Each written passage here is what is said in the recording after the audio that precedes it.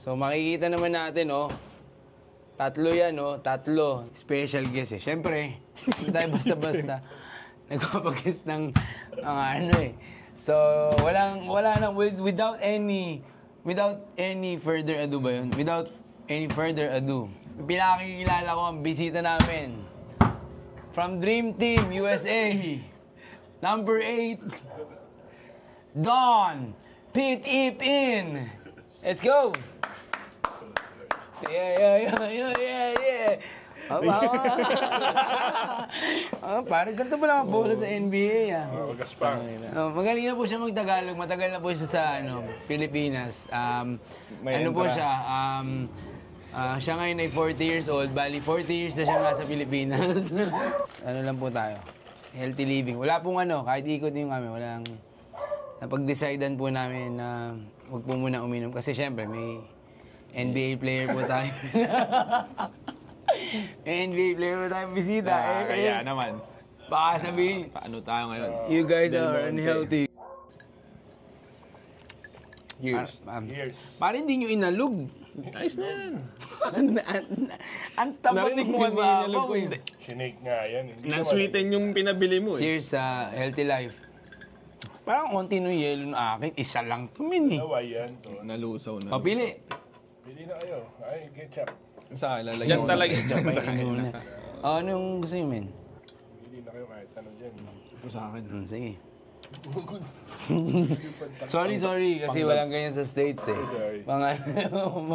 Pampinas kasi yung tayo ng mga... Pang tattoo nga ito, eh.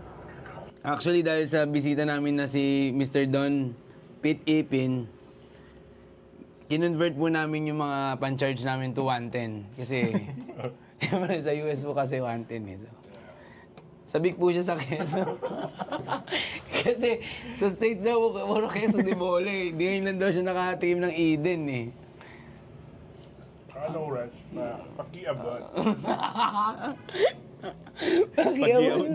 Ano yun, yung rice? Ranch. Rice. Dressing daw. Tingnan natin, tamin. Dressing the ranch.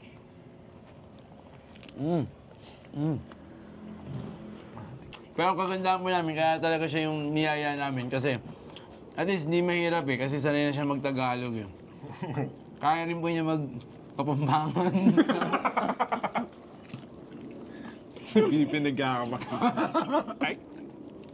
Naknanda na kanyaman. Naknanda na yung banyan. Sarap nito, Chicago Bulls.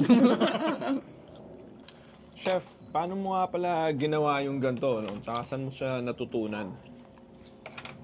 Una ko sasagutin kung saan natutunan. Sa Inglaterra, syempre. Anong tawag mo sa sandwich na to? The English Bulldog.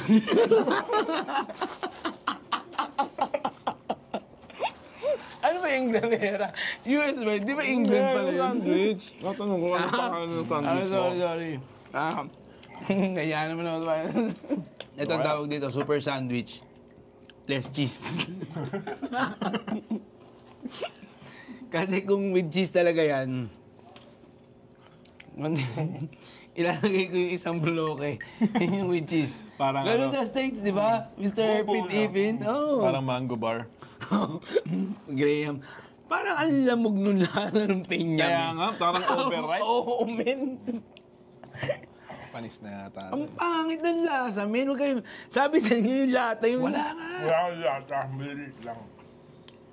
26 pa may expired.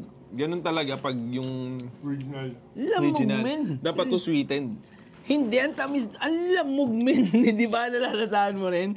Kaya mamaya bumili tayo. Eh, tagal nakastock dun eh. Nahinog. Masarap pa yung NBA player, men. Napampo eh. Napakasarap po. Gumalang bigla si Pipin eh. Masarap po. Overall, masarap naman yung... masarap yung sandwich. Pero yung juice, lamog. Lasang lamog, men. Not nga nung timpla. Sir, mamaya harbor na yung jersey mo, ha? Ligpit na nga. Mamaya tayo magluto ulit. Inuman na tayo. Ayos na, men. Sarap. Walang mag-iinom. Ito ay purong healthy lang.